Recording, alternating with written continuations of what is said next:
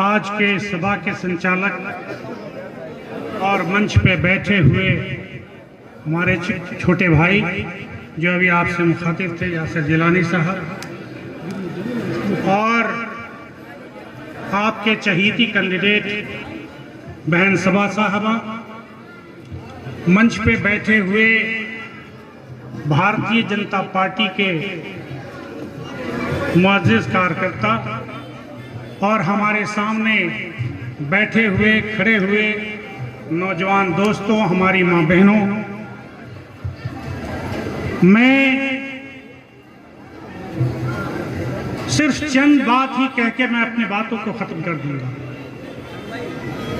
मैं यकीन इस बात में रखता हूं कि बात जो रखी जाए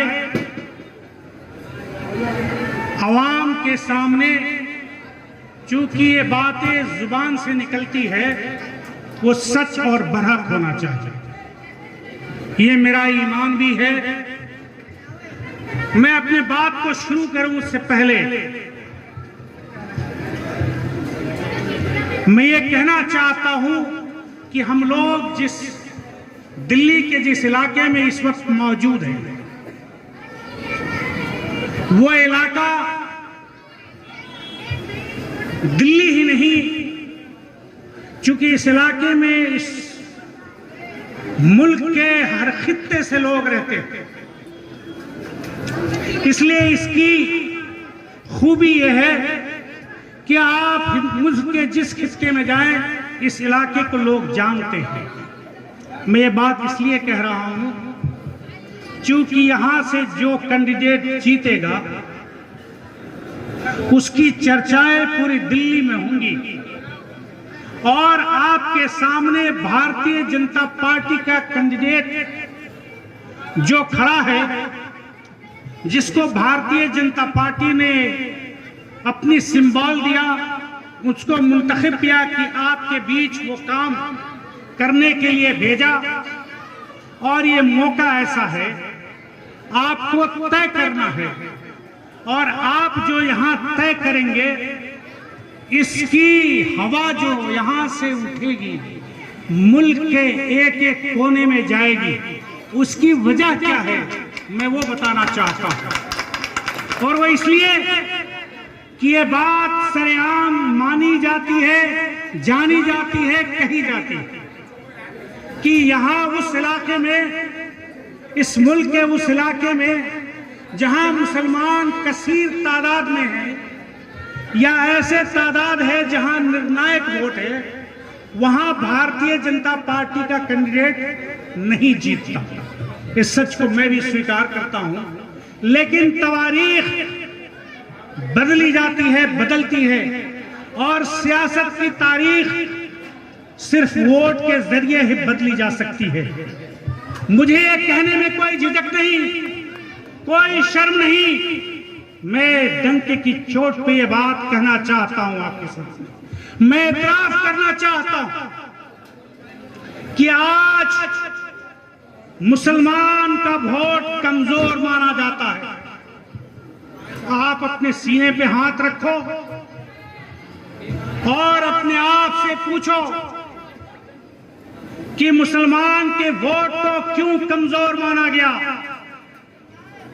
इसलिए कि वो पार्टियां जो अपने आप को सेकुलर की अलंबरदार कहती हैं, वो आपके साथ 70 साल से मुनाफिकत करती रही है। मैं इस शब्द को इसलिए इस्तेमाल करता हूं कि इस्लाम में मुनाफिकत की कहीं जगह नहीं है। आप सल्लल्लाहु अलैहि वसल्लम ने मिंबरे रसूल पर आमीन कहा। इस लफ्ज पर जिब्रील ने कहा कि वो शख्स को जन्नत नहीं जो मुनाफिक। आप सल्लल्लाहु अलैहि वसल्लम ने आमीन कहा। इसलिए जो लोग आपका वोट को कमजोर किया, या आपको इस अपने वोट की कमजोरी को मजबूती में बदलने का, इससे बेहतर और मौका नहीं है।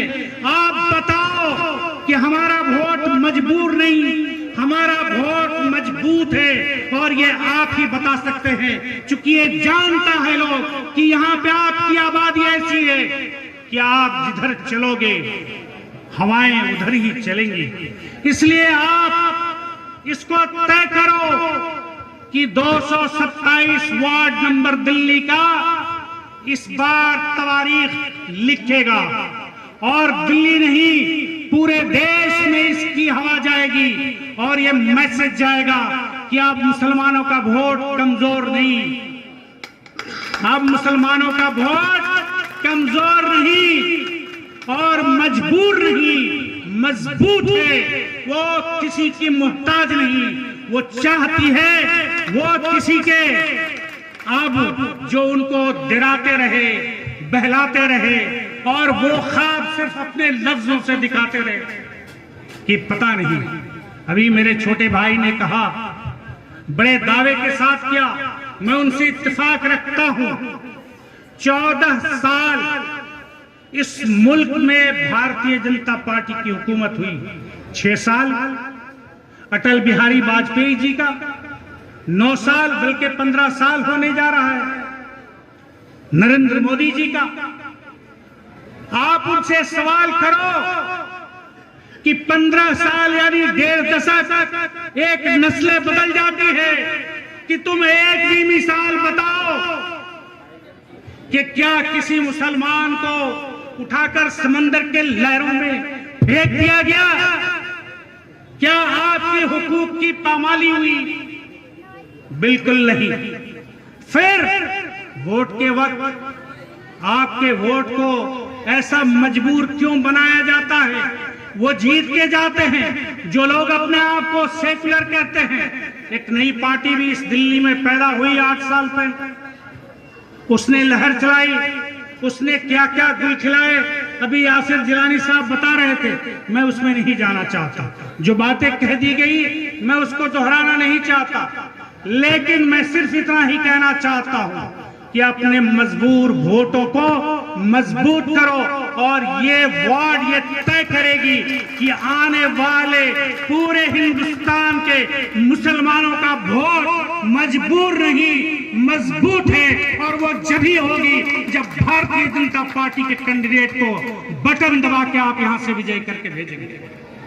मैं अपने बात को बहुत जल्द खत्म करूंगा। इसी बीच मुझे एक शेर याद आता है।